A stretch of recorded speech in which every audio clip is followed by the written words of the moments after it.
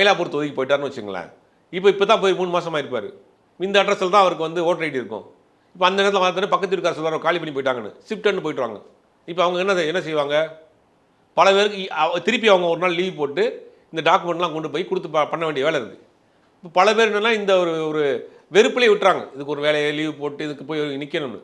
ஆனால் இப்பயும் என்னென்னா இப்போ சனி ஞாயிறு, இன்றைக்கி சனி நாளைக்கு ஞாயிறு 2 நாளைக்கு எந்தெந்த பகுதியில் நீங்கள் இருக்கிறீங்களோ அந்தந்த பகுதியில் இருக்கக்கூடிய உங்களுடைய பூத்தில் நீங்கள் எந்த பகுதியில் ஓட்டு போடுவீங்களோ அந்த பூத்தில் முகாம் போட்டிருக்காங்க.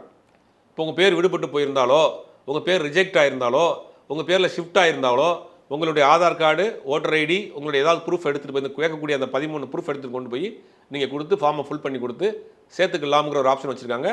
ஜனவரி மாதம் 9ஆம் தேதி வரைக்கும் பண்ணிக்கலாம்.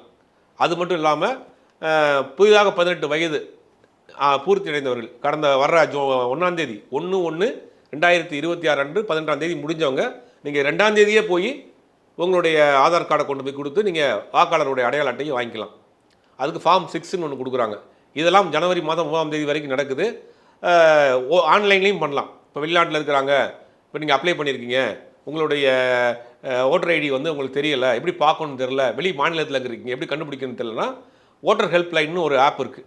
அந்த ஆப்பை வந்து கூகுள் ஸ்டோர்லேயோ ப்ளே ஸ்டோர்லேயோ எதுலேயோ ஒன்றில் நீங்கள் போனீங்கன்னா